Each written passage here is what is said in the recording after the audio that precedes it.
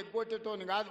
దళితులకు 3 ఎకరాలని ఎగ్గొట్టినావు, దళిత ముఖ్యమంత్రి అని ఎగ్గొట్టినావు, డబల్ బెడ్రూమ్ ఇండ్లు అని ఎగ్గొట్టినావు. ఇట్లా చెప్పుకుంటూ వెళ్తే 100 మాటలు ఇచ్చి ఎగ్గొట్టిన చరిత్ర నీది, పంగనామాలు పెట్టిన చరిత్ర నీది. చంద్రశేఖరరావు 10 ఏళ్ళు పరిపాలన చేసి ప్రజల దగ్గరకు పోతే డిసెంబర్లో అధికారం కోల్పోయినావు, జూన్లో డిపాజిట్లు కోల్పోయినావు పార్లమెంట్లో. ఇప్పుడు మెదడు కూడా కోల్పోయినట్టే ఉన్నాడు ఆయన, పెద్ద మంచి ఫామ్ హౌస్లో పండుకొని.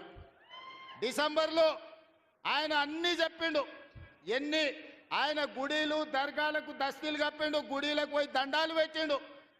పెట్టిన తెలంగాణ ప్రజలు 10 ఏళ్ళు పెట్టిన ఆయన అరగోసకు ఇవాళ ఆయన గుణపాఠం చెప్పి ప్రభుత్వాన్ని దించిండ్రు. అట్లే అబద్ధాలు చెప్తే పార్లమెంట్లో గుండు 0 ఇచ్చిండ్రు, ఆయన గాడిద గుడ్డి ఇచ్చిండ్రు. అయినా బుద్ధి మారలే. 14 నెలల నుంచి అంట ఆయన ఫామ్ హౌస్లో వండుకొని గంభీరంగా చూస్తుండ. ఎవరిని చూస్తున్నావే గంభీరంగా? అచ్చోసిన ఆంబోతులాక నీ కొడుకుని అల్లుని ఊరు మీద వదిలినావు.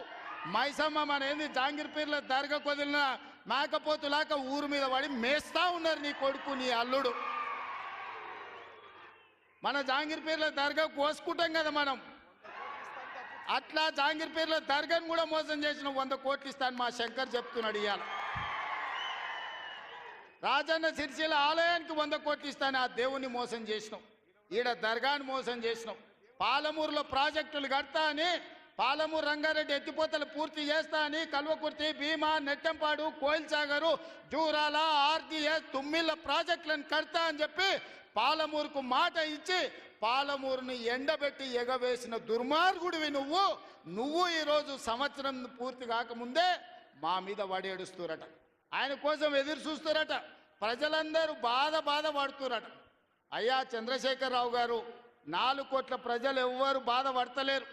రైతులకు రైతు భరోసా వచ్చింది, రైతులకు రైతు రుణమాఫీ జరిగింది, విద్యార్థులకు ఫీజు రియంబర్స్మెంట్ ఇచ్చినాం, రాజీవ్ ఆరోగ్యశ్రీ 10 లక్షలకు పెంచినాం, పేదలకు ఇండ్లల్లా 200 యూనిట్లు ఉచిత కరెంట్ ఇచ్చినాం, ఆడబిడ్డలకు 500 రూపాయలకే సిలిండర్ ఇచ్చినాం.